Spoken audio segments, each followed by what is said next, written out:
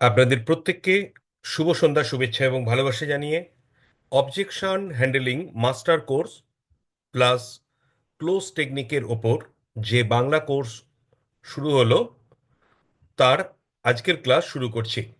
আমি আপনার বন্ধু লেখক প্রশিক্ষক পল্লব কুমার মান্না, জীবন প্রবাহ পত্রিকা এবং জীবন প্রবাহ ট্রেনিং সেন্টার থেকে।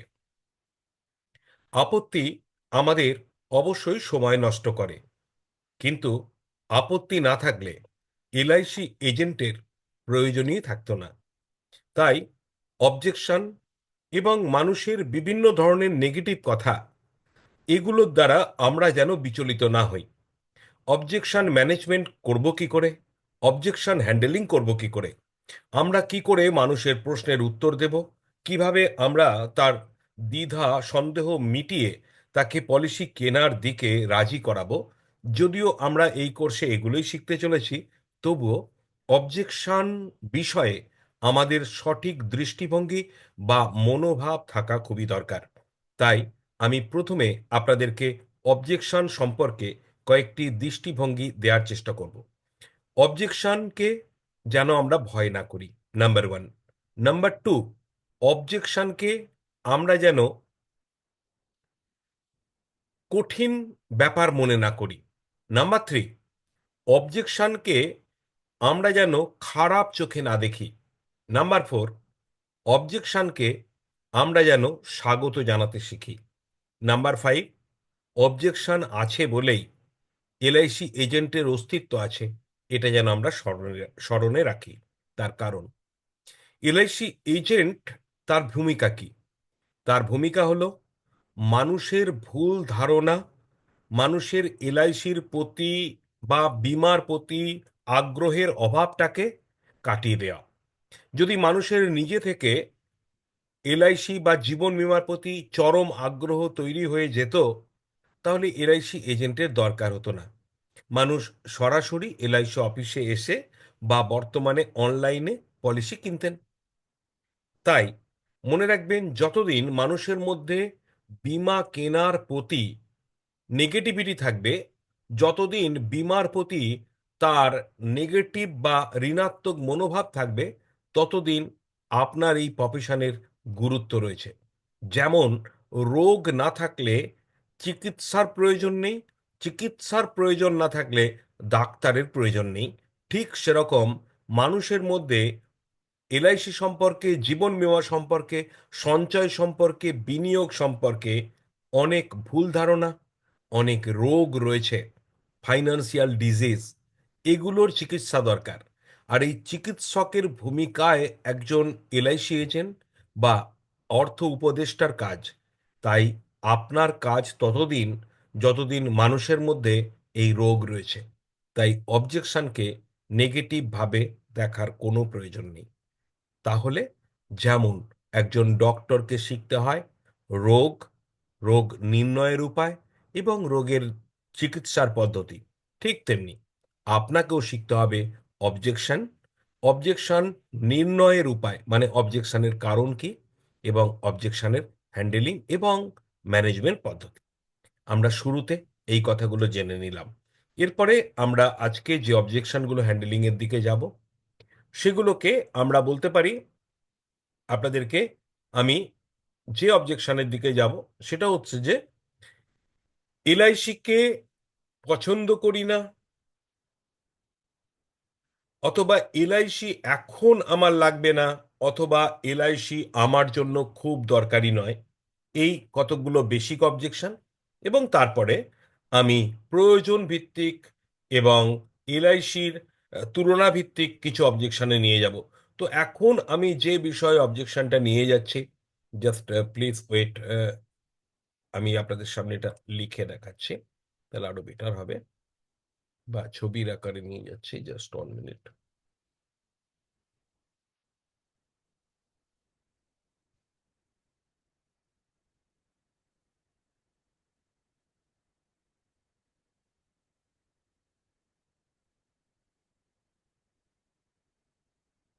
Just 1 minute.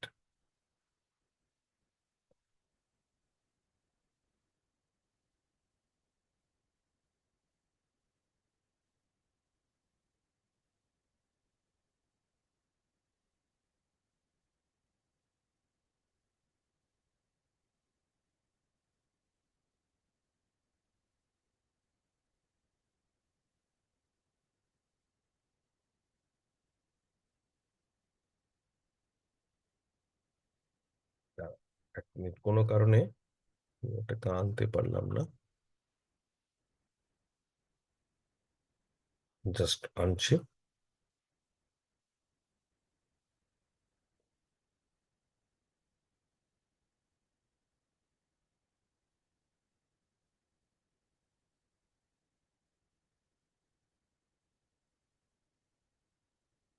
ওকে, আমি আপনাকে এক্সেলের মাধ্যমে দেখাবার চেষ্টা করছি, না হলে যাতে করে আমরা এটাকে একটু বড় করে নিলে হয়ে যাবে, যদিও ওইভাবে দেখাবার দরকার হবে না। Just 1 minute.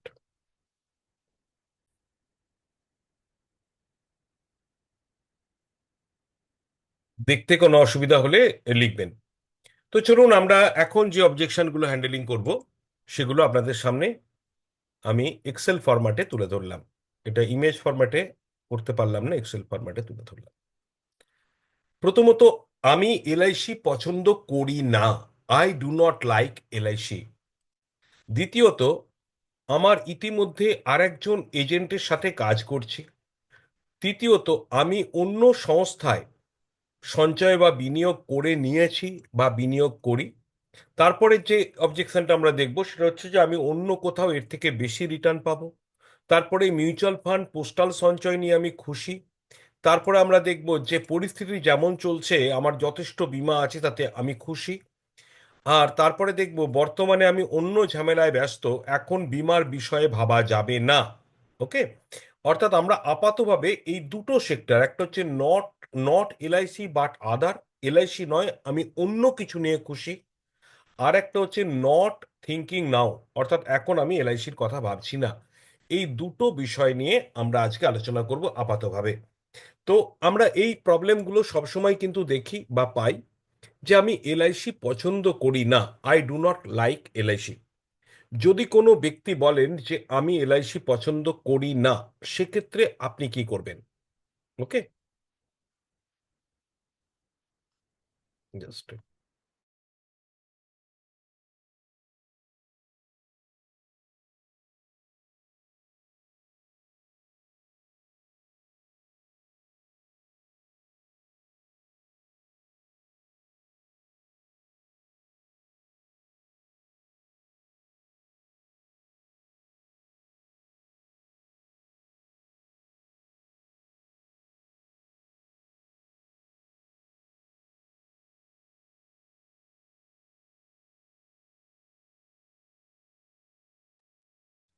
যদি কেউ বলেন যে আমি এলআইসি পছন্দ করি না, তাহলে আপনি এই অবজেকশনটাকে হ্যান্ডেলিং কি করে করবেন?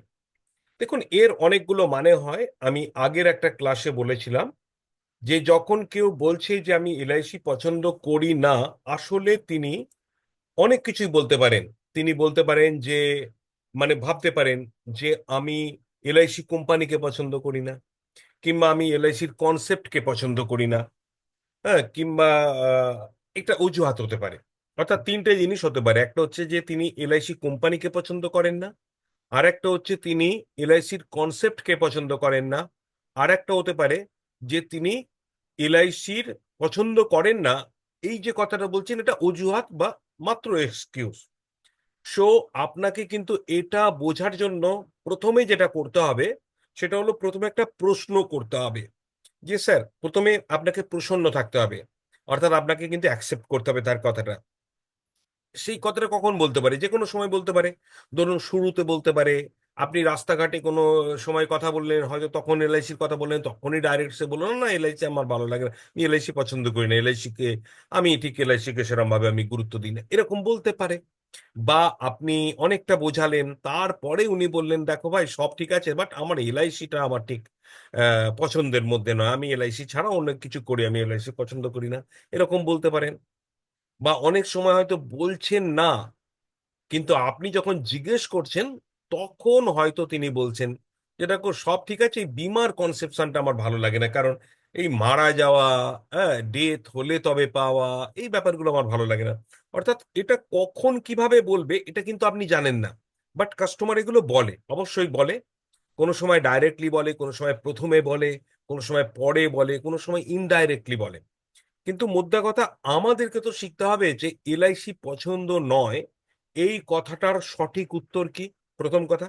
আর দ্বিতীয় আমাদের শিখতে হবে এটার উত্তর দেওয়ার ভঙ্গিটা কি, অর্থাৎ আমি এর উত্তরটা কিভাবে দেব, how to answer the question, আমি এর উত্তরটা কি পদ্ধতিতে দেবো, এটা কিন্তু আমাকে ভাবতে হবে। তো দেখুন, এখানে আমি প্রথম যেটা বলবো যে এর কি উত্তর আছে, এর অবশ্যই উত্তর আছে। এলআইসিকে পছন্দ, আচ্ছা আপনি আমাকে বলতে পারেন যে স্যার এমন তো হতেই পারে, সব জিনিস তো সবাইকার পছন্দ নাও হতে পারে, এলআইসি তো পছন্দ নাও হতে পারে। এখন প্রশ্ন কোথায় দেখুন, কিছু জিনিস আছে না যেটা পছন্দ অপছন্দ বলে কিছু হয় না। যেমন ধরুন, অসুখ হলে ওষুধ খেতেই হবে, ওষুধ খেতেই হবে, ডাক্তারের কাছে যেতে হবে, এটা পছন্দ অপছন্দের সঙ্গে কোনো সম্পর্ক নেই। হ্যাঁ, মানুষের পরিবারে জীবন বীমা দরকারই দরকার, দরকারই দরকার। হতে পারে সে হয়তো কোনো কারণে এলআইসি কোম্পানিকে পছন্দ করছে না, হয়তো সে অন্য কোম্পানি থেকে কিনবে, এটা হতে পারে। কিন্তু জীবন বীমা এটা পছন্দ অপছন্দের বিষয় নয়। It is not a matter of liking disliking, not an option.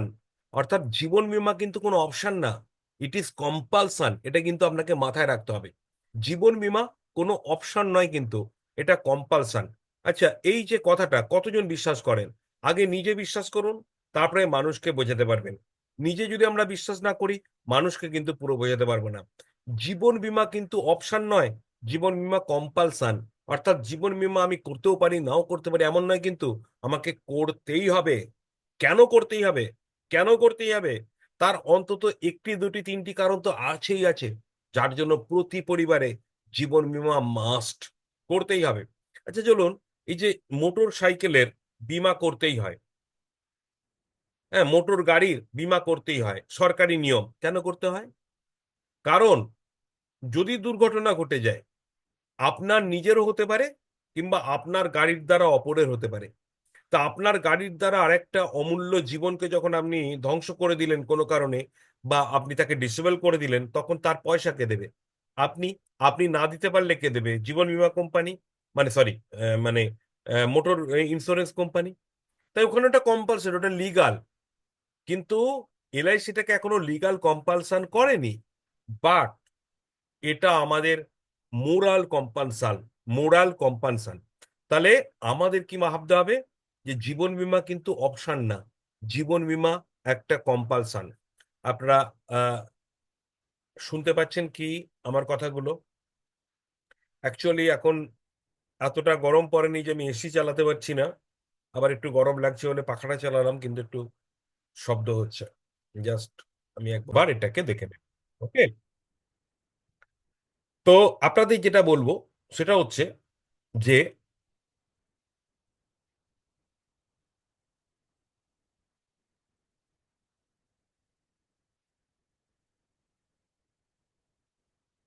আমার অন্য এজেন্ট আছে, এটা বললাম। আমার অন্য কোম্পানি, অন্য কোম্পানিতে আমি বিনিয়োগ করেছি, বা ইতিমধ্যে করেছি, বা আমি করব।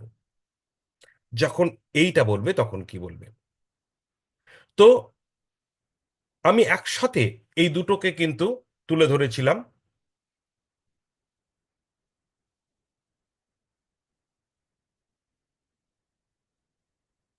এই কারণে যে অনেকটা এই দুটোকে একসাথে করার জন্য। বাট এবার আপনাকে কিছু আলাদা জানতে হবে, যে আমি অন্য কোম্পানিতে কেন, যারা বলছে আমি অন্য কোম্পানিতে বিনিয়োগ করেছি, তাদেরকে আপনি কিভাবে হ্যান্ডেলিং করবেন। তো দেখুন, যখন কেউ বলবে আমি অন্য কোম্পানিতে বিনিয়োগ করেছি বা করতে চলেছি, তখন আপনাকে এটা জানতে হবে যে সত্যি তিনি বিনিয়োগ করেছেন, নাকি করতে চলেছেন, নাকি করবেন। যদি আপনি তাকে প্রশ্ন করেন, তাহলে জানতে পারবেন যে ইতিমধ্যে বিনিয়োগ করেছেন, নাকি করতে চলেছেন, নাকি করবেন বলে অনেকটা এগিয়ে গেছেন। যদি এটা জানা যায়, তাহলে উত্তরটা অনেক সহজ হবে। কিন্তু যদি জানা না যায়, তাহলে আপনাকে উত্তর কি দিতে হবে সেটা আপনাকে বলি। দেখুন, আপনি যদি এটা জানতে পারেন যে উনি অন্য জায়গায় করে নিয়েছেন, তাহলে তার উত্তর একরকম হবে। যদি জানতে পারেন যে করবেন করবেন ভাবছে, তার আরেক রকম হবে।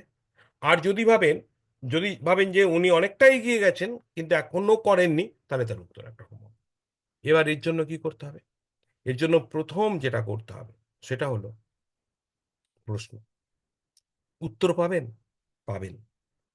উত্তরের দেওয়ার পদ্ধতি অনুসারে আপনাকে কিন্তু একটা অনুমান করতে হবে যে তিনি আপনাকে সব সত্য বলছেন নাকি কিছু মিথ্যা কথাও বলছেন। এটা কিন্তু আপনাকে অনুমান করতে হবে। এবার তবু সব অনুমান তো ঠিক হয় না। তাহলে আপনাকে কি করতে হবে? আপনাকে কিন্তু তখন একটা জিনিস ভাবতে হবে যে আমি উত্তরটা কোন আঙ্গিকে দেব? মানে ৩ টে হতে পারে। উনি কিনে নিয়েছেন ভেবে, উনি কিনতে চাইছেন ভেবে, নাকি উনি কিনবেন ভেবে। ওকে? তো এটার জন্য যদি উত্তর উনি না দেন, তাহলে আপনাকে একটা অনুমান করে এইভাবে প্রশ্নটা তখন করতে হবে যে, "স্যার, ওকে, আপনি হয়তো বলছেন না আমাকে যে আপনি কোথায় নিয়েছেন বা কোন সংস্থা থেকে। ঠিক আছে। কিন্তু আমি আপনাকে এইটা জানতে পারি যে সেটা কোনো ইন্সুরেন্স কোম্পানিতে বিনিয়োগ করতে চাইছেন? নাকি মিউচুয়াল ফান্ডে? নাকি আপনি পোস্ট অফিসের কথা বলছেন? সেক্টরটা জেনে নিন।" ধরুন সে বলল, "না, না, অ্যাকচুয়ালি আমি সরি, কোনো ইন্সুরেন্স কোম্পানিতে না।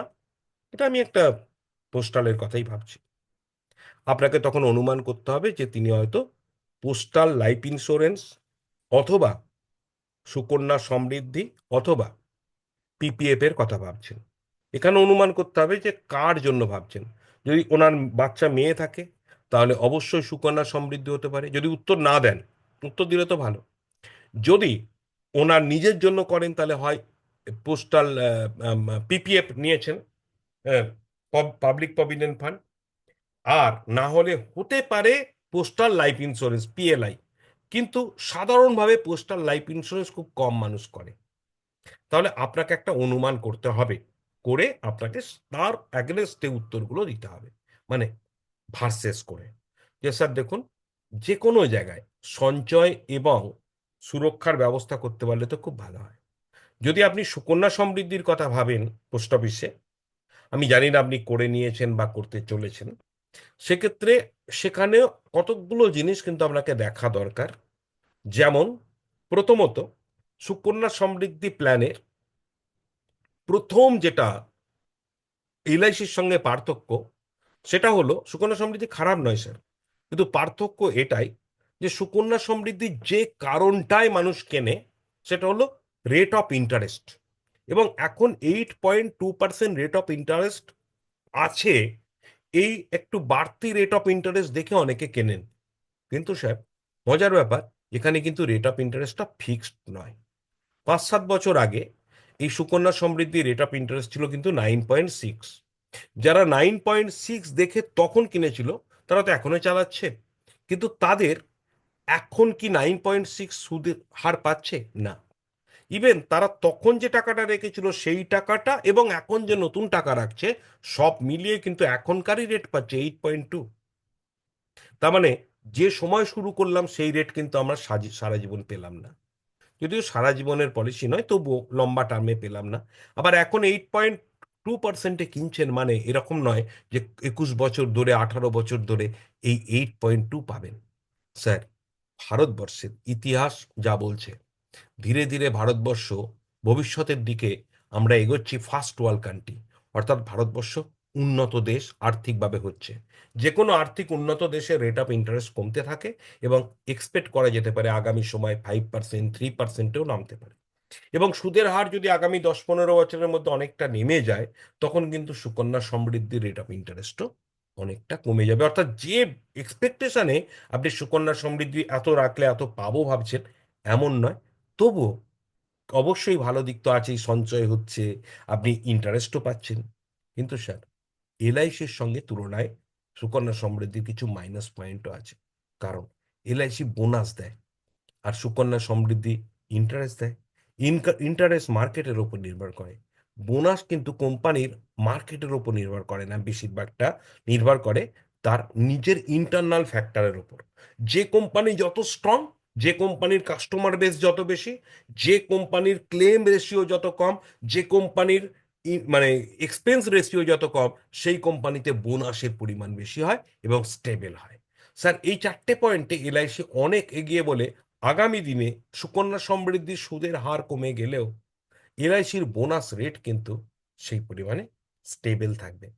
আরেকটা জায়গা, সুকন্যা সমৃদ্ধি যখনই নিচ্ছেন, তখন কিন্তু আপনাকে ৩ টে জায়গা মাথায় রিস্ক নিয়ে নিতে হচ্ছে। যে চলো এটা এই পলিসিটা নিলাম আমি সুকন্যা সমৃদ্ধি স্কিমটা আমার মেয়ের বিয়ের সময় টাকাটা দেবো বলে বা মেয়ের পড়াশোনার সময়।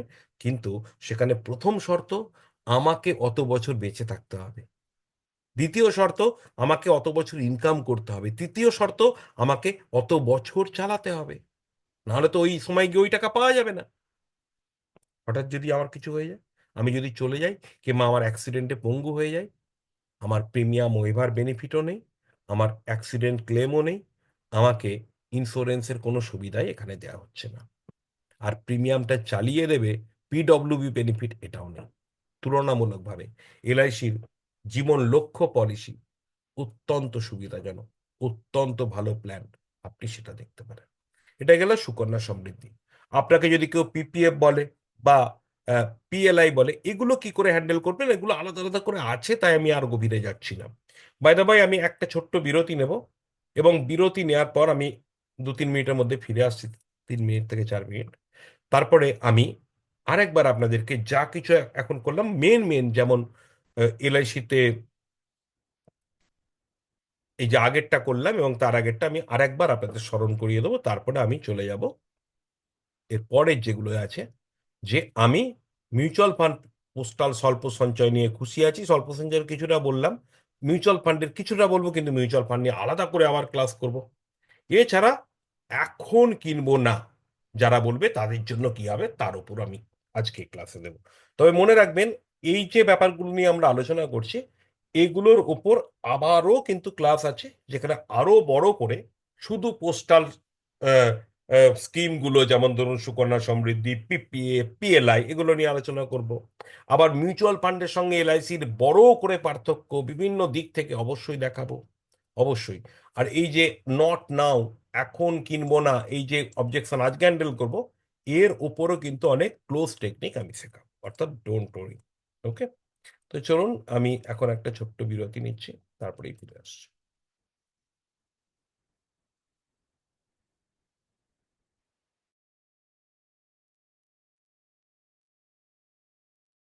Welcome back everybody. আপনাদের প্রত্যেককে শুভ সন্ধ্যা শুভেচ্ছা জানিয়ে আবার শুরু করছি। আমি আজকে যে অবজেকশন গুলোকে হ্যান্ডেলিং করেছি সেগুলোকে আমি সংক্ষেপে আরেকবার, আমি আগেও বলেছিলাম যে এখন আমি বড় করে বলছি, কিন্তু আপনাদেরকে একবার আমি সংক্ষেপে বলবো প্রতিটা অবজেকশন, যাতে করে আপনি সংক্ষেপটাও শিখতে পারেন, কারণ এগুলো আমরা ধরে ধরে শিখছি।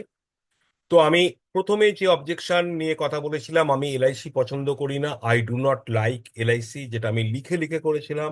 তো সেটা আমি সংক্ষেপে আপনাদের সামনে তুলে ধরছি আরেকবার, কারণ যাতে করে এগুলো আপনার মনে থাকে। কারণ এগুলো তো সুন্দর কথা, সেই কথাগুলো যদি আমরা ভুলে যাই তাহলে কিন্তু আমরা শেখার পরও কাজে লাগাতে পারবো না। তাই আপনাদের কাছে এটা আমি আরেকবার দেখাচ্ছি। দেখুন, আমি এখানে বলেছিলাম যে যদি কেউ বলে আমি এলআইসি পছন্দ করি না, তাহলে আপনার নিজের মনে নিজেকে কয়েকটা প্রশ্ন রাখতে হবে, যেটা অন্তত একবারই আপনাকে নিজেকে করতে হবে। যে আচ্ছা, এলআইসি কি এটা অপশন, যে আমি পছন্দ করব কি করব না, এরকম কি অপশন, নাকি এলআইসি একটা কম্পালশন? আপনাকে জানতে হবে এলআইসি একটা কম্পালশন। এলআইসি শুধু অপশন না, এটা আপনাকে নিতেই হবে। কেন নিতে হবে এইটা বোঝানোর জন্য আপনি গ্রাহককে প্রশ্ন করবেন। যখন কেউ বলবে এলআইসি আমার পছন্দ না, তখন তাকে বলে একদম স্যার, হতে পারে, অবশ্যই এলআইসি সকলের পছন্দ নাও হতে পারে। স্যার, ভারতবর্ষে যত মানুষ আছে সবাই কি এলআইসি নিতে পারে? না, কিন্তু পারে না স্যার। এর মধ্যে মাত্র 50% মানুষ এলআইসি নেওয়ার যোগ্য, কিন্তু তারও মাঝে আরো 50% মানুষ, মানে যারা যোগ্য তাদেরও অর্ধেক মানুষ এলআইসি নেয় না। দুটো কারণে। যোগ্যতা আছে, একটা কারণ অনেকে আপনার মতো একটা ধারণা রয়েছে অনেকের, যে এলআইসি আমি পছন্দ করি না। আর অনেকের কাছে হয়তো কোনো ভালো অ্যাডভাইজার গিয়ে পৌঁছাতে পারেননি, বা তাকে ঠিক জায়গায় আনতে পারেননি। তাই স্যার এই দুটো কারণ হতে পারে। তো চলুন আপনাকে আমি একটা প্রশ্ন করি। এলআইসির ব্যাপারে ঠিক না, ফাইন্যান্সের ব্যাপারে। স্যার দেখুন, ইনকাম, টাকা পয়সা, খরচ, সঞ্চয়, ফান্ড, ক্যাপিটাল এগুলো কিন্তু আমাদের প্রত্যেকের জীবনে দরকার। কেউ আমরা না বলতে পারবো না। টাকা পয়সাকে না বলতে পারবো না স্যার। যেমন আমরা আমাদের ধর্মকে না বলতে পারি না, আমাদের কর্মকে না বলতে পারি না, সেরকম আমরা অর্থকে না বলতে পারি না। জীবন, মৃত্যু এগুলো আমাদের কম্পালসারি। ঠিক একইভাবে স্যার, আপনাকে আমার প্রশ্ন হচ্ছে যে একটা মানুষ, এই যে জীবন মৃত্যু আমাদের প্রতিদিন আসতে পারে। স্যার আমি বলছি না যে আপনার মৃত্যু আসবে, আমাদের মৃত্যু আসার চান্স খুবই কম। কিন্তু স্যার যদি 1%ও চান্স, মানে মৃত্যু তো হবে, কিন্তু আমি বলছি 15-20 বছরের মধ্যে, আগামী 15-20 বছরের মধ্যে ইয়াং বয়সে অকালে অকালে মৃত্যু হওয়ার চান্স যদি 1%ও থাকে, 1%, আর তার জন্য যদি আমরা সাপোর্ট না দিই, আমাদের পরিবারকে সুরক্ষা না করি, তাহলে কিন্তু 1% চান্স থাকলেও, চান্স তো, আমরা আমাদের পরিবারকে কিন্তু 100% রিস্কের মধ্যে রেখে যাচ্ছি, মানে ঝুঁকির মধ্যে। স্যার কিন্তু প্রশ্নটা আমার অন্য। রিস্কে রাখি যাই রাখি, একটা প্রশ্ন আপনাকে আমি করব যে স্যার, যখনই কোনো ব্যক্তি, আমি হই, আপনি হন, বাইরের কেউ হয়, হঠাৎ তার পরিবার থেকে সে সে মেন, মানে ইনকাম যিনি করেন, যিনি মেন পেড আর্নার, তিনি যদি হঠাৎ পরিবার থেকে সরে যান, মানে ঈশ্বর তাকে তুলে নেন, তাহলে তার পরিবারে 3 ধরনের ফাইন্যান্সিয়াল সাপোর্ট দরকার হয়। তো স্যার আপনি কি জানেন যে এই 3 ধরনের ফাইন্যান্সিয়াল সাপোর্ট কি কি দরকার হয়? স্যার ওটাই আপনাকে আমি জানাবার চেষ্টা করছি। বলে আপনি এই ছবিটা আঁকবেন, বলবেন স্যার মানুষের জীবন জিরো থেকে শুরু হয়ে একটা সময়ের পর সে কিন্তু ইনকাম করে। আমি ধরে নেওয়া গেল, আপনি যেমন, আপনি কত বছর বয়স থেকে স্যার শুরু করেছেন? সে হয়তো বললাম আমি 28 বছর বয়স থেকে, তো আমি 28 লিখলাম। স্যার আপনার লাইফে 65, 70, 75 বছর বয়স পর্যন্ত হয়তো আপনি আর্নিং করবেন, এবং আপনার লাইফে এই আর্নিংটার যদি আমরা কার্ভ দেখি, তাহলে কিন্তু এটা বাড়তে থাকবে, এবং আস্তে আস্তে আমরা আবার মানে যত বয়স হয় তত আমাদের কমতে থাকে। এবার কারো কারো ক্ষেত্রে এটা প্রথম দিকে খুব জাম্প করে, পরে কমে, কারো কারো আপ ডাউন করে, বাট হবে। স্যার এই যে ইনকামের সাথে সাথে আমরা কিন্তু অ্যাসেট তৈরি করি, ক্যাপিটাল তৈরি করি। আমাদের এই অ্যাসেট আর ক্যাপিটাল কেন লাগে স্যার? তার কারণ আমরা আমাদের জীবনে শুধু ইনকাম করি না, আমরা সংসার করি, আমরা সংসারকে বাড়াই, আমাদের ছেলে মেয়ে থাকে, তাদের জীবনের আমরা রক্ষা করি। তাই কিনা স্যার? তো দেখুন, আমরা আমাদের পরিবারের গায়ে যাতে আঁচ না পড়ে, আমরা আমাদের ছেলে মেয়েদের জন্য বেস্ট জিনিসটা কেনার চেষ্টা করি, আমরা আমাদের ছেলেদের ওপর যাতে, ছেলে মেয়ের ওপর কোনো অত্যাচার না হয় তার জন্য আমরা রক্ষা করি, আর তাদের নিয়ে আমাদের অনেক স্বপ্ন থাকে। তো স্যার আমাদের এই জীবনের মধ্যে যখন 45 থেকে 50 বছর বয়স, আর 50 থেকে 55, এই সময় দুবার কিন্তু টাকা দরকার হয় ছেলে মেয়েদের জন্য। একটা টাকা ছেলে মেয়েদের হায়ার এডুকেশনের জন্য, আর একটা টাকা ছেলে মেয়েদের বিবাহ বা চাকরি না পেলে ব্যবসা বা কোনো একটা কিছু প্রতিষ্ঠান তৈরি করে দেওয়ার জন্য। তো স্যার এই সময় যে টাকা লাগে, এই টাকা ছাড়াও একটা মানুষের জীবনে যে 3 পরিমাণ টাকা লাগে যখন সে কোনো কারণে পৃথিবী ছেড়ে চলে যায়, সেটা একবার দেখাই স্যার। দেখুন স্যার, আমরা প্রথম যে সাপোর্টটা দরকার একটা মানুষ চলে গেলে, সেটা হচ্ছে ইনকাম, রেগুলার ইনকাম। এই রেগুলার ইনকামটা ধরে নেওয়া গেল 20-30 হাজার টাকা লাগবেই লাগবে। তো আমরা পরে আসবো হিসাবে, কিন্তু আগে দেখলাম রেগুলার ইনকাম। আর দ্বিতীয় যেটা লাগবে সেটা হচ্ছে ইনস্ট্যান্ট ফান্ড বা ক্যাপিটাল, অর্থাৎ তার পরিবারের জন্য একটা এককালীন টাকা লাগবে। কেন? এই যে সেই সময় যখন মানুষ পৃথিবী ছেড়ে চলে যাচ্ছে, তখন তার মেডিকেল এক্সপেন্সেস লাগতে পারে, সেই সময় কাজ বন্ধ থাকতে পারে, পরিবারে অনেক রকম খরচ বেড়ে যেতে পারে, একটা টাকা লাগবে। এছাড়া কোনো পাওনা দেনা থাকলে সেটা মেটাতে হয়। আর স্যার আরেকটা জিনিসের জন্য টাকা লাগে, সেটা হচ্ছে ফিউচার ক্যাপিটাল বা ড্রিম ফান্ড। কেন জানেন? কারণ এত বছর ধরে তিনি, বাবা বা যিনি উপার্জন করছিলেন, তিনি কিন্তু ছেলে মেয়েদের স্বপ্ন তৈরি করে রেখেছিলেন যে চলো তোমাকে ইঞ্জিনিয়ার করব, ডাক্তার করব, তোমাকে আমি অমুক একটা হেল্প করব, মানে মনে মনে ভেবেছিলেন। কিন্তু যে মানুষটা ভেবেছিলেন তিনিই যদি চলে যান, টাকার উৎস যদি বন্ধ হয়ে যায়, তখন কিন্তু ফিউচার ক্যাপিটাল বা ড্রিম ফান্ড কিন্তু তৈরি হবে না স্যার। তাই 3টে সাপোর্টই দরকার হবে। দুটো তখনই তখনই দরকার, তার মধ্যে একটা রেগুলার দরকার, আর একটা ইনস্ট্যান্ট দরকার, আর একটা ভবিষ্যতে দরকার। তো এই ৩টে টাকা কোথা থেকে পাওয়া যায় স্যার? সেটা আমরা দেখব। তার আগে আমরা আরেকটা জিনিস দেখব। ধরুন মাসে ২০,০০০ টাকা পেতে গেলে বছরে কত টাকা দরকার হবে? স্যার বছরে ২,৪০,০০০। তার জন্য কত টাকা ব্যাংকে রাখা দরকার হয়? একটা হিসেব বলছে ২০০ গুণ টাকা। মানে ৪০,০০,০০০ টাকা ব্যাংকে থাকলে 6% সুদ দিলে ব্যাংক আপনার পরিবারকে ২০,০০০ দেবে। স্যার ৪০,০০,০০০ টাকা আপনি ব্যাংকে রেখেছেন কিনা?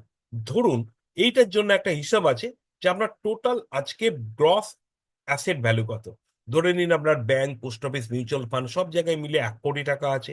ধরে নিন আপনার লোন আছে ৫০,০০,০০০, মানে কোনো একজন ব্যক্তির আমি হিসাব করছি। তাহলে তার নেট অ্যাসেট আছে ৫০,০০,০০০। ১,০০,০০,০০০ মাইনাস ৫০ সমান ৫০। তাহলে ৫০,০০,০০০ থাকলে তার সংসার চলে যাওয়ার মতো টাকা তার সুদ থেকে হয়ে যাবে। কিন্তু স্যার এখানে একটা প্রশ্ন, যে ইনস্ট্যান্ট ফান্ড বা ক্যাপিটাল, তার জন্য কিন্তু তাকে টাকা রাখতে হবে। একদম। একটাই পলিসি আছে ৩ টে ড্রিম ফুলফিল হবে, সেটা হচ্ছে জীবন লক্ষ্য। আর তাছাড়া যদি জীবন লক্ষ্য কেউ না নেয়, সুব্রত বাবু আপনি যেটা বলছেন, যদি জীবন লক্ষ্য কেউ না নেয়, তাহলে এইভাবে পলিসিগুলোকে সাজিয়ে ২-৩টে পলিসি কম্বাইন করলেও হবে। বাট জীবন লক্ষ্য একটা পলিসি, যে পলিসিতে ৩টে স্বপ্ন একসাথে, ৩টে ফান্ড একসাথে পূরণ হয়। ভেবে দেখে নেবেন, হিসেব করে দেখে নেবেন। ওকে, তো চলুন এবার, যদি পার্টি আপনাকে বলে যে কোন পলিসিতে ৩টে পূরণ হয়, তাহলে জীবন লক্ষ্য। আর তখন তো পার্টি আপনার থেকে চাইছেন আপনি বিক্রি করে দিন জীবন লক্ষ্য। ইয়েস, নো টেনশন, ৩টেই হবে। একবার ভেবে দেখবেন ৩টেই হয় কিনা। তো দেখুন এবার, আমি যেটা বলছিলাম, যে instant future capital dream fund, instant fund এবং রেগুলার ইনকাম, একটা ৫০ লাখে কিন্তু ৩টে হবে না।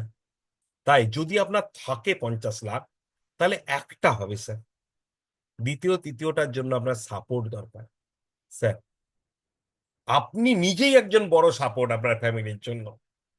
কিন্তু আপনি যদি 1% চান্সও ভাবেন যে এই ১৫-২০ বছরের মধ্যে 1% চান্স থাকে যে আমি নাও থাকতে পারি এই পৃথিবীতে, তাহলে একটা সাপোর্ট না রাখলে আপনার 100% রিস্ক হয়ে যাচ্ছে আপনার পরিবারের জন্য।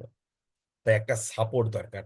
এলআইসির এন্ডাওমেন্ট টাইপ পলিসি এইবার সাপোর্ট দেয়। কিন্তু স্যার আপনি, বীমা আপনার পছন্দ নয়, কিন্তু বীমা আপনার কম্পালসান। আপনাকে বীমা নিতেই হবে। আপনি বলতে পারেন যে আমি বিশুদ্ধ বীমা নেবো, আমি ইন্স্যুরেন্স কভারেজ শুধু ফুল কভারেজ নেবো, কিন্তু স্যার এই ৩টে বেনিফিট কোনো একটা বিশুদ্ধ বীমায় পাবেন না, টার্ম ইন্স্যুরেন্সে পাবেন না। টার্ম ইন্স্যুরেন্স আপনাকে এককালীন একটা টাকা দেবে, অবশ্যই দেবে, এবং সেটা অল্প প্রিমিয়ামে অনেক বড় টাকাই দেবে। বাট এখানে একটা বড় প্রশ্ন হচ্ছে, স্যার টার্ম ইন্স্যুরেন্সে আপনাকে কিন্তু ফিউচার ড্রিম ফুলফিলের জন্য কোনো টাকা দেবে না, যেটা আমাদের জীবন লক্ষ্য দেবে। দ্বিতীয় কথা হচ্ছে যে টার্ম ইন্স্যুরেন্সটাকে নিজেই কন্টিনিউ করা খুব কঠিন, কারণ এখানে সঞ্চয় নেই।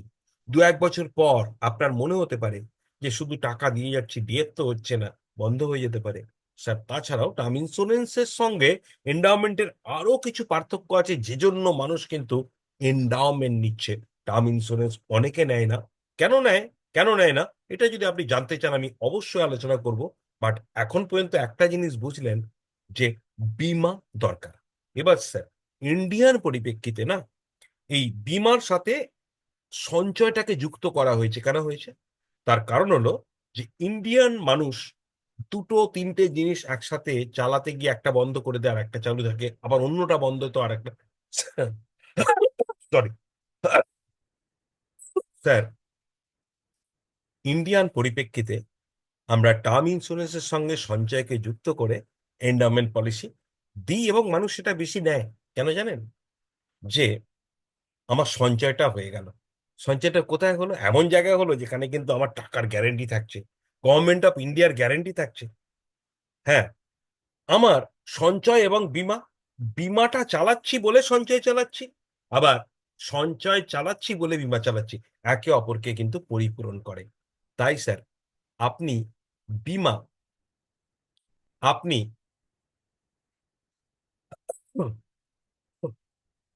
আপনি বীমা আলাদা করে নিতে পারেন, সঞ্চয় আলাদা জায়গায় করতে পারেন, কিন্তু যদি এক জায়গায় এমন ভালো স্কিম পাওয়া যায় যেখানে বীমা আছে, সঞ্চয় আছে, সুরক্ষা আছে, গভর্নমেন্ট গ্যারান্টি আছে, ট্যাক্স বেনিফিট আছে, এজেন্টের পরিষেবা আছে, হোয়াই নট? এইটা বলবেন আপনি এই জায়গায় যখন কেউ বলবে আমি এলআইসি আমার পছন্দ নয়। এবার যদি কেউ বলে আমার আরেকজন এলআইসি এজেন্ট আছে, তাহলে কি করবেন সেটা আরেকবার আপনাদের বলবো বলেছিলাম, তাই আরেকবার আমি বলছি। দেখুন, এগুলো কিন্তু একবার শিখলে হয় না বলে আমি একটু সামারি করে দিচ্ছি, কারণ এগুলো একদম শুধু কথার উপর নির্ভর করে। এগুলো তো লজিক তেমন যুক্তি আছে, কিন্তু ক্যালকুলেশন নেই। এগুলো শুধু কথা। তাই আপনাদের বলবো এই কথার দ্বারা কি করে আমরা এর উত্তর দেব, সরি, সেটা আপনাদের আরেকবার বলে দেখুন। সরি,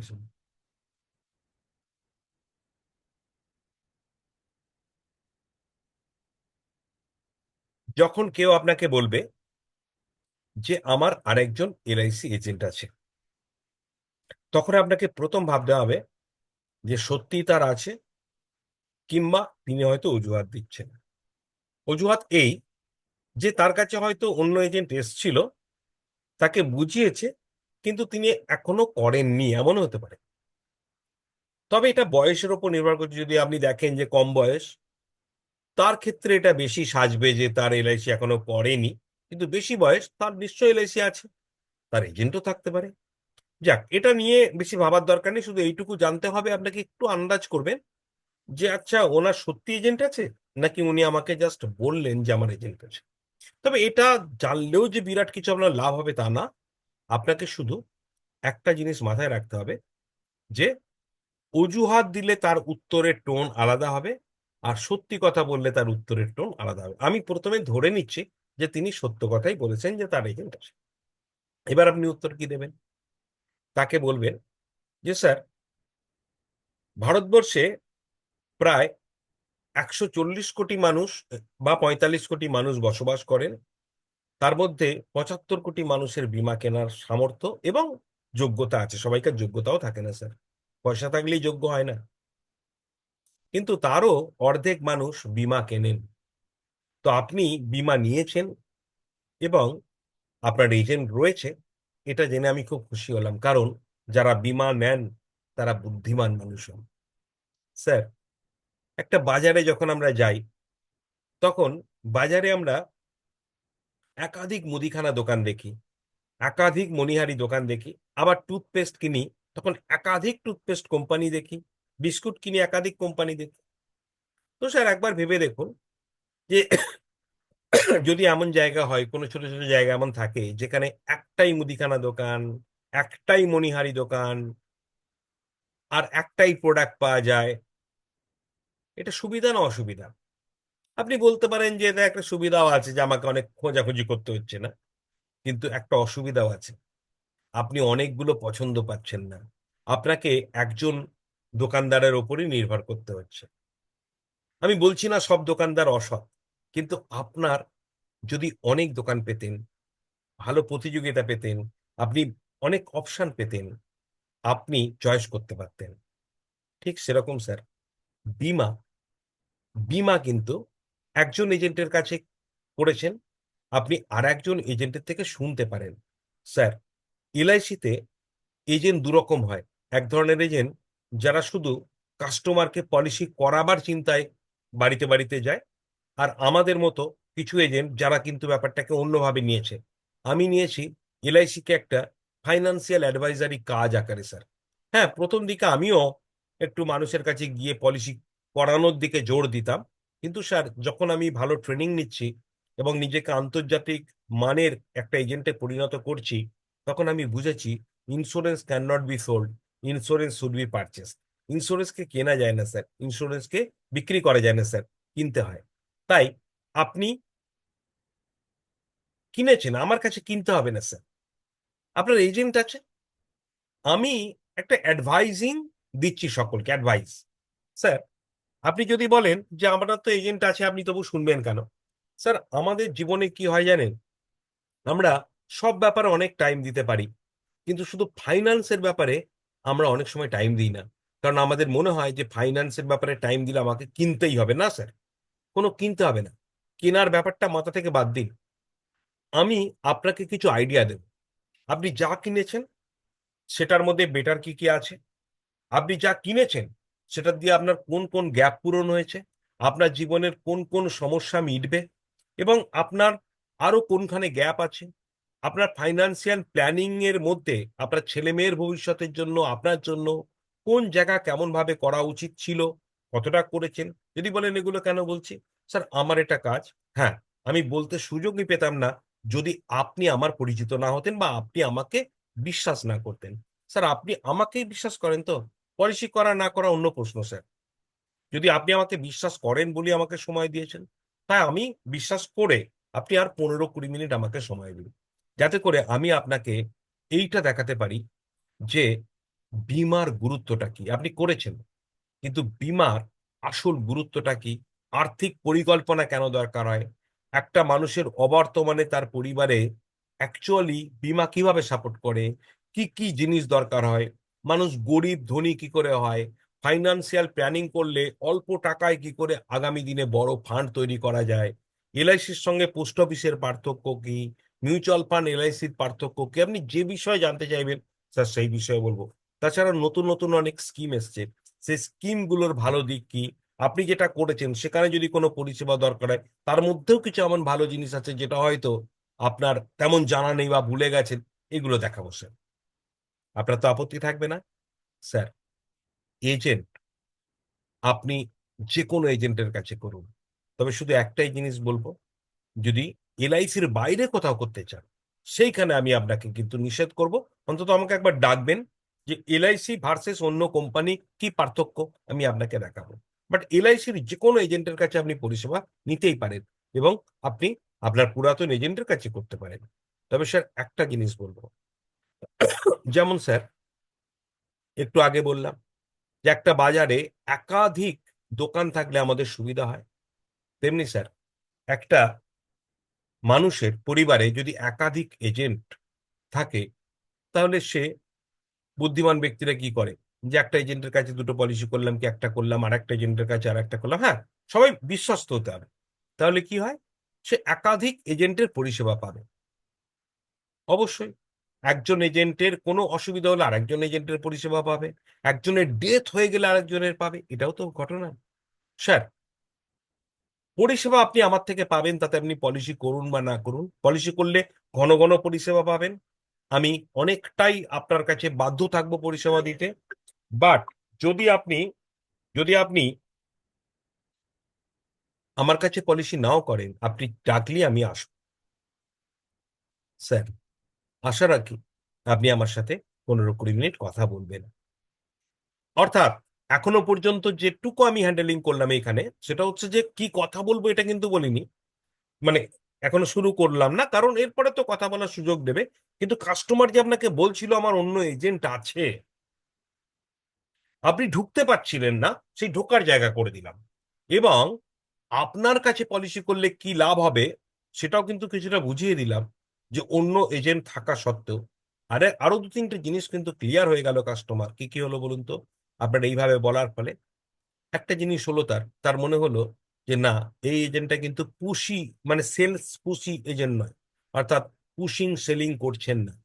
আর একটা জিনিস, সেটা হলো এই এজেন্টটা কিন্তু সৎভাবে কাজ করে। আরেকটা জিনিস, এই এজেন্টের কিন্তু ফাইন্যান্সের নলেজ আছে। আরেকটা জিনিস হলো কি, যে এনার কাছেও যদি আমি পলিসি করি আমি দুদিক থেকে পরিষেবা পাবো। অর্থাৎ কিছু আইডিয়া আপনার প্রতি তার ভালো হলো, এইটা যথেষ্ট। এবার এর পরের যেটা আমি দেখাচ্ছিলাম সেটা হচ্ছে, আমার যদি অন্য কোনো জায়গা ইতিমধ্যে করে থাকি পলিসি, বা আমি অন্য জায়গায় পলিসি হোক বা আমি কোনো স্কিম নিয়ে থাকি, এখানেও কিন্তু আপনাকে বোঝার চেষ্টা করতে হবে উনি নিয়েছেন নাকি নেবেন নেবেন ভাবছেন। বুঝতে পারলে ভালো, যদি নাও বুঝতে পারেন আপনি অনুমান করুন। যদি তারপরেও না বুঝতে পারেন আপনি তাকে সেক্টর বলুন, যে স্যার আপনি কোন সেক্টরে নিয়েছেন বা নিতে চাইছেন। স্যার দেখুন, সঞ্চয়, সুরক্ষা, বীমা, ইনভেস্টমেন্ট, এইসব জিনিসগুলো প্রত্যেক মানুষের দরকার, সবাই করতে পারে না। আপনি যেখানেই হোক করছেন, এটা অনেক বড় জিনিস। তবে স্যার আমাদের লাইফের যে গোল, যে লক্ষ্য, যে টার্গেট, তার সঙ্গে অ্যালাইন করে পলিসি নেওয়া দরকার। কিন্তু আপনি যদি অ্যালাইন না করেন, তাহলে কিন্তু সেটা ম্যাচিং হবে না। হ্যাঁ, আপনি ধরুন সে তখন বলল যে না, আমি পোস্ট অফিসে ওই সুকন্যা সমৃদ্ধির কথা ভাবছিলাম। তখন আপনি পেয়ে গেলেন আইডিয়াটা। তখন তাকে বলে, স্যার সুকন্যা সমৃদ্ধি, বা যদি নাম নাও বলে, যদি বলে আমি পোস্ট অফিসের ভাবছিলাম একটা স্কিমের ব্যাপারে, আপনাকে আন্দাজ করতে হবে তার বাড়িতে বাচ্চা মেয়ে আছে কিনা। যদি বাচ্চা মেয়ে থাকে তাহলে সুকন্যা সমৃদ্ধি, আমি সুকন্যা সমৃদ্ধিটা আজকে বলেছি একটুখানি, সেই জন্য ওটা আরেকবার বলছি। আপনি তাকে বলবেন, স্যার, প্রথমেই বলবেন, স্যার খুবই ভালো স্কিম, কয়েকটা জায়গায় এলআইসির সঙ্গে পার্থক্য আছে। প্রথম পার্থক্য যেটা, সেটা হলো যে আমরা অনেক সময় সুকন্যা সমৃদ্ধি স্কিমটা কিনি একটা ভুল জায়গা থেকে। কি ভুল? না, আমরা যে রেট অফ ইন্টারেস্ট দেখে কিনি, আমরা ভেবে নিই অনেকে যে সেই রেট অফ ইন্টারেস্টটা 21 বছর ধরেই থাকবে। না, যারা 9.6% রেট যখন ছিল তখন কিনেছিল, তাদের এখন কিন্তু 8.2, এবং আগের টাকাটাও 8.2-তে নেমে এসছে, বর্তমান টাকাটাও, এবং আগামী দিনে এটা কমে যেতে পারে। স্যার, ইন্ডিয়া ফার্স্ট ওয়ার্ল্ড কান্ট্রির দিকে যাচ্ছে, আগামী দিনে এক্সপেক্ট করা হতে পারে যে এলআইসির, সরি, মানে ভারতের পোস্টাল এবং ব্যাংকিং ইন্টারেস্ট রেট অনেক কমবে, 5-3%-এ নেমে যেতে পারে। তখন কিন্তু এই টোটাল টাকাটা ওই রেট অফ ইন্টারেস্ট গেইন করবে। অর্থাৎ যে ভাবনায় আপনি পলিসিটা করছেন যে আমি এত টাকা পাবো, এই ভাবনার থেকে অনেকটা বিচ্যুত হতে পারে। তবে স্যার, এর থেকেও বড় যে কারণ, যে কারণে এলআইসির সঙ্গে পার্থক্য, সেটা হচ্ছে এলআইসিতে মানুষ নির্ভাবনায় পলিসি করতে পারে, আর পোস্টাল সুকন্যা সমৃদ্ধিতে তাকে কিন্তু তিনটে ব্যাপারে গ্যারান্টেড হতে হবে। যে আমি আমার মেয়ের বিয়ে দেওয়ার জন্য যে ফান্ডটা তৈরি করছি, সেটা কিন্তু লাগাতার তৈরি করতে গেলে প্রথমত আমাকে বেঁচে থাকতে হবে, দ্বিতীয়ত আমাকে ইনকাম করতে হবে, আর তৃতীয়ত আমাকে ইনকাম করে ওখানে টাকা দিতেই হবে। কারণ না হলে এই ফান্ডটা সম্পূর্ণ হবে না। হ্যাঁ, আমি নাও দিতে পারি, তাহলে অসম্পূর্ণ থাকবে। আমি না দিতে পারি কখন? আমি হঠাৎ পৃথিবী ছেড়ে চলে গেলে তো আমি দেবো কি করে? অ্যাক্সিডেন্ট হয়ে পঙ্গু হয়ে গেলে দেবো কি করে? কিন্তু স্যার, এলআইসিতে এই প্রবলেম নেই। এলআইসির একটা দারুণ পলিসি আছে, জীবন লক্ষ্য, যেখানে আপনি থাকুন না থাকুন, আপনি যে টাকার ফান্ড স্বপ্ন দেখেছেন, সেই টাকা এবং তার থেকে বেশি টাকা পাওয়া যাবে শেষে। আর মাঝখানেও আপনার পরিবারকে সংসার চালানোর জন্য টাকা দেবে, এককালীন টাকা দেবে, প্রিমিয়াম দিয়ে দেবে। এলআইসি লাস্ট ডেট পর্যন্ত পলিসিটা চালু থাকবে। স্যার, যদি বলেন রেট অফ ইন্টারেস্ট নয় সুকন্যা সমৃদ্ধির কমবে, এলআইসির কি কমবে না? এই নিয়ে আপনার সাথে আলোচনা করতে চাইলে আমি আলোচনা করব স্যার। তবে একটা জায়গা বলে রাখি, যে ব্যাংকের সুদ, পোস্ট অফিসের সুদ মার্কেটের ওপর ডিপেন্ড করে, ইকোনমির ওপর ডিপেন্ড করে। এলআইসির সুদ মানে সুদ নয় স্যার, এলআইসির বোনাস, যেটা সারপ্লাস থেকে তৈরি হয়, এটা কিন্তু এলআইসির ইন্টারনাল ফ্যাক্টরের উপর ডিপেন্ড করে। ইন্টারনাল ফ্যাক্টর মানে জানেন স্যার? যে কোনো ইন্স্যুরেন্স কোম্পানির এই বোনাস তৈরি হয় অনেকগুলো ফ্যাক্টর, যেগুলো ইন্টারনাল। যেমন তার টোটাল কাস্টমার সংখ্যা কত বেশি। যে যে সংস্থার কাস্টমার সংখ্যা অনেক বেশি, তার বোনাস অনেক বেশি স্টেবল, মানে কমা বাড়া হয় না, একটা স্টেবল থাকে। যে সংস্থার এক্সপেন্স রেশিও তুলনায় কম, বিজনেস অনেক বেশি, এক্সপেন্স পার্সেন্টেজ কম, তার বোনাস বাড়ার চান্স বেশি, বা স্টেবল থাকার চান্স বেশি। যে কোম্পানির মোর্টালিটি রেট, মানে ডেথ ক্লেমের পার্সেন্টেজ কম, মানে তার মানে এই নয় যে তার মৃত্যু আর কম হবে, কিন্তু স্ট্যান্ডার্ড লাইফের উপর কাজ করে, সেখানে অবশ্যই বোনাস বেশি হয়। আর তাছাড়া ভারতবর্ষের অবস্থা কি, না ধীরে ধীরে মানুষের পরমায়ু বাড়ছে এবং মানুষের মৃত্যু হার একটু হলেও কমছে, তাই অবশ্যই বোনাস রেট বৃদ্ধি হওয়ার চান্স। এছাড়াও স্যার, সেই কোম্পানির অ্যাডমিনিস্ট্রেশন, সেই কোম্পানির ফান্ড ম্যানেজমেন্ট স্টাইল, সেই কোম্পানি কোথায় টাকা বিনিয়োগ করছে, সেই বিনিয়োগ কতটা স্টেবল, সব কিছুর উপর নির্ভর করে সেই কোম্পানির বোনাস। ইন্স্যুরেন্সের ক্ষেত্রে স্যার, বিগত 70 বছরে এলআইসি তার বোনাসের স্টেবিলিটি দেখিয়ে এসছে। বিগত 10-12 বছরে এলআইসি তার বোনাসের স্টেবিলিটি দেখিয়েছে। সুদের হার কমে গেলেও বোনাস রেট একই রকম থেকে গেছে, আগামী দিনেও সেটা থাকবে। যদি এটা নিয়ে আপনি আলোচনা করতে চাইলে আমি অবশ্যই আলোচনা করব, বাট এইটুকু বিশ্বাস রাখুন স্যার, ইন্স্যুরেন্স কোম্পানি দেয় বোনাস, অন্য জায়গায় সুদ। সুদের হারের আগামী দিনের ভবিষ্যৎ আমরা জানি না, কিন্তু ইন্স্যুরেন্স কোম্পানির বোনাসের ব্যাপারটা আমরা জানি। তাই স্যার, আপনি যদি সুকন্যা সমৃদ্ধি করেন কয়েকবার ভাবতে হবে। যদি উনি পিপিএফ এর কথা বলেন বা পোস্টাল লাইফ ইন্স্যুরেন্স, তাহলে আমরা পরে এই নিয়ে কথা বলবো। যদি জীবন বীমা অন্য কোম্পানির কথা বলেন, অবশ্যই আমরা এই নিয়ে পরে কথা বলবো। তো আপাতভাবে আমরা যেগুলো দেখিয়েছি সেগুলো হয়ে গেল, কিন্তু আমি বলেছিলাম যে এখন নয়, আমি পরে পলিসি কিনবো। যদি এইটা বলে তাহলে আপনি কি বলবেন? এটা একদম সংক্ষেপে অ্যান্সার দেবো, কারণ এইটার ওপর আলাদা করে ক্লাস হবে, আমি বললাম কিছুক্ষণ আগেই বলেছি। তো আমি এটা আলাদা করে সংক্ষেপে এক ছোট্ট অ্যান্সার খালি দেবো আজকে, যে যদি বলে আমি বর্তমানে অনেক ঝামেলায় আছি, এখন নয়, আমি এলআইসি পরে কিনবো। সাধারণভাবে দুটো সময় বলতে পারে, একটা হচ্ছে শুরুতে আর হচ্ছে শেষে। যদি কেউ শুরুতে বলে, তাহলে কিন্তু আপনাকে এইটা ভাবতে হতে পারে যে আচ্ছা, উনি অ্যাকচুয়ালি আমাকেই নিতে পারছেন না, এমন তো হতে পারে যে আমার ওপর উনি হয়তো এখনো সেরকম বিশ্বাস রাখতে পারছেন না, বা আমার সঙ্গে এখনো ভালো রিলেশন তৈরি হয়নি। তাই যদি কেউ প্রথমেই বলে না যে আমার এখন অনেক ঝামেলা আছে, এলআইসি করবো না, তাহলে দুটো জিনিস হতে পারে। একটা হচ্ছে আপনার সাথে রিলেশন তার এখনো ভালো হয়নি, বা আপনার ওপর সেই রকম, আপনার তার উপর বেশি কন্ট্রোল আসেনি এখনো। আর একটা হতে পারে আপনার অ্যাপ্রোচ ভুল হয়েছে। অ্যাপ্রোচ ভুল হয়েছে, আপনি এমন অ্যাপ্রোচ করে ফেলেছেন যাতে করে ওনার মনে হচ্ছে এর সঙ্গে কথা বলা মানেই এলআইসি নিতে হবে, এজেন্টের সঙ্গে কথা বললেই এলআইসি নিতে হবে। অ্যাপ্রোচ ভুল হয়ে গেছে। তাই আপনি অ্যাপ্রোচ ঠিক করে নিন। আপনি অ্যাপ্রোচ এমন ভাবে করুন যাতে করে তার প্রথমেই মন থেকে এটা যেন না আসে যে এর সাথে কথা বলা মানে এলআইসি কিনতে হবে। আপনি তাকে ক্লিয়ার করে দিন, নিঃশর্ত করে দিন, তাকে সন্দেহ থেকে দূরে সরিয়ে দিন যে আমার সাথে কথা বলা মানে স্যার এলআইসি নিতে হবে না। এই যেমন আমি আমার অন্য এজেন্ট আছে বলে যে অবজেকশন ছিল সেখানে যেমন বলছিলাম, এরকম বলুন, এটা প্রথমে। আর যদি সর্বশেষে আসে, সব বোঝানোর পর যদি বলে দেখো ভাই সবই বুঝলাম, আমার ঠিকই লাগলো, তবে এখন যা ঝামেলায় আছি আমি এলআইসি করতে পারবো না, তাহলে এটা আসলে একটা ক্লোজ প্রবলেম, এটা অবজেকশন না, এটা হচ্ছে নট নাও প্রবলেম। এটা আলাদা করে আমি শেখাবো। তবে এখানেও আমি দুটো ক্লু দিয়ে দিই, যে আপনি যদি প্রেজেন্টেশন ভালো করেন, আপনার যখন প্রেজেন্টেশন করছিলেন তার সঙ্গে যদি আপনি এটাকে যুক্ত করতে পারেন যে স্যার এলআইসি পলিসি শুধু ইম্পর্টেন্ট না, এটা আর্জেন্ট এবং এমার্জেন্সি। এলআইসি এখন না নিলে আপনার কি কি ক্ষতি হবে, ভবিষ্যতে করলে আপনি কোন কোন জিনিস মিস করবেন, fear of missing out, FOMO এবং আর্জেন্সি কম্পালসান যদি তৈরি করে দেয়া যায় প্রেজেন্টেশনের সময়, তাহলে এই প্রবলেম কম আসে।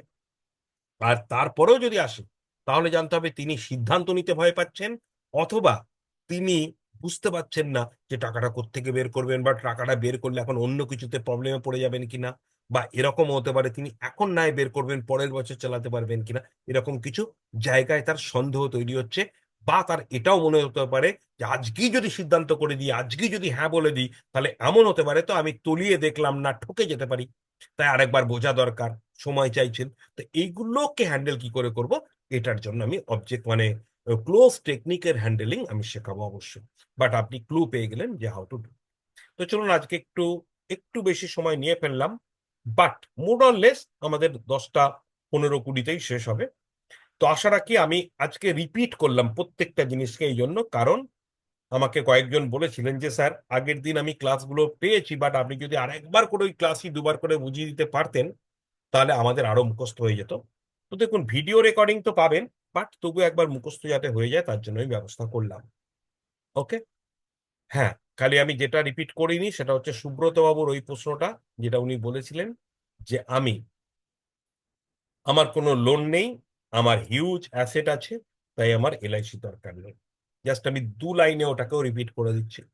যখন আপনাকে এই কথা কেউ বলবে, তারা জানতে হবে সে সত্যি হয়তো ধনী ব্যক্তি, আপনাকে জানতে হবে সে সত্যি ধনী কিনা।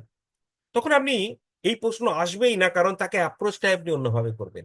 তাকে গিয়ে বলবেন স্যার আমরা বিভিন্ন সেক্টরের কাছে পলিসি করি, তবে আমি স্পেশালি আপনাদের মতো ধনী ব্যক্তির ওপর পলিসি করি, এলআইসি সবাইকার ওপর হয়। স্যার একজন মধ্যবিত্ত নিম্ন মধ্যবিত্ত পরিবারে এলআইসি কেনে, তার কারণ তার অবর্তমানে তার রেগুলার ইনকাম দরকার। ইনকামের সোর্স পাবে কোথায়, তার জন্য এলআইসি। তার ছেলে মেয়েদের ভবিষ্যৎ তৈরি, তার জন্য টাকা দরকার, সেই টাকা পাবে কোথায়, তার জন্য এলআইসি। পেনশনের জন্য এলআইসি, ছেলে মেয়ের প্রতিষ্ঠা করার জন্য, সবকিছুর ব্যবস্থা কিন্তু আপনার আছে, কারণ আপনার এমন কিছু সম্পত্তি তৈরি করে ফেলেছেন যেটা শুধু আপনার পরিবার না, আপনার পরবর্তী প্রজন্ম বসে বসে খেতে পারবে। স্যার, সেক্ষেত্রে আপনার ইন্স্যুরেন্সের কিন্তু নর্মালি প্রয়োজন নেই। কিন্তু স্যার, আপনি নিশ্চয়ই জানেন যে ভারতবর্ষের যারা বড় বড় ব্যবসায়ী তারাও কিন্তু এলআইসি করে।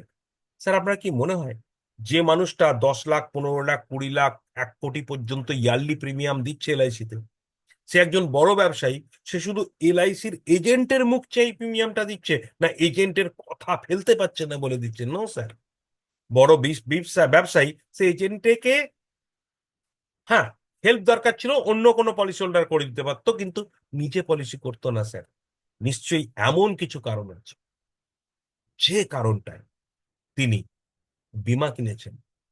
হ্যাঁ, মধ্যবিত্ত যে কারণে কেনে, আপনি সেই কারণে অবশ্যই কিনবেন না, কিন্তু আপনাদের মতো মানুষরা যে কারণে কেনে, সেই কারণটা আমি আপনাকে দেখাবার জন্য এসেছি। আপনিও কিন্তু জানতে পারবেন যে ধনী ব্যক্তি যারা আপনার মতো বা আপনার থেকে ওপরে, তারা কেন বীমা কেনে, এবং তারা টার্ম ইন্স্যুরেন্স সাথে কেন এন্ডাওমেন্ট টাইপেরও কেনে, কেন তারা পেনশন পলিসিও কেনে, কেন তারা ইনকাম গ্যারান্টি পলিসিও কেনে, কি কি বেনিফিট আছে যেটা আপনাদের মতো মানুষের জন্য। এটা যদি আপনি বলে শুরু করেন, তাহলে এই অবজেকশন আসবেনই না, এরপরে আপনাকে সেটাকে ক্লিয়ার করতে হবে।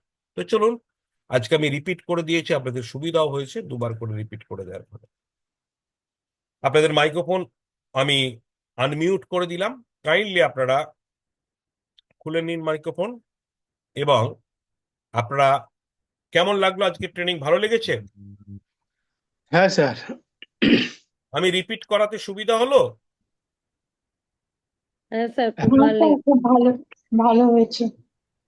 মানে পরের দিনও কি রিপিট করবো, না একবার করেই বলে যাব? রিপিট করলেই ভালো। অন্তত ক্রিটিক্যাল জায়গাগুলো রিপিট করলে ভালো। ওকে, আমি চেষ্টা করবো, কারণ আমাকে 2-3 জন বলেছিলেন যে স্যার যদি আরেকবার করে, দুবার করে বলে দেন খুব ভালো হয়। তা আজকে আমি ওই জন্য যে কটা করলাম দুবার করে বলে দিলাম। ওকে, তো চলুন, আজকের মতো আমরা বিদায় নেবো। এলআইসি জিন্দাবাদ এবং জয় হিন্দ বলে। এলআইসি জিন্দাবাদ, এলআইসি জিন্দাবাদ। জয় হিন্দ, জয় হিন্দ। শুভরাত্রি। প্রত্যেকে ভালো শুভরাত্রি। থাকুন, সুস্থ থাকুন, আনন্দে আপনি থাকুন। ভালো থাকবেন স্যার। ধন্যবাদ।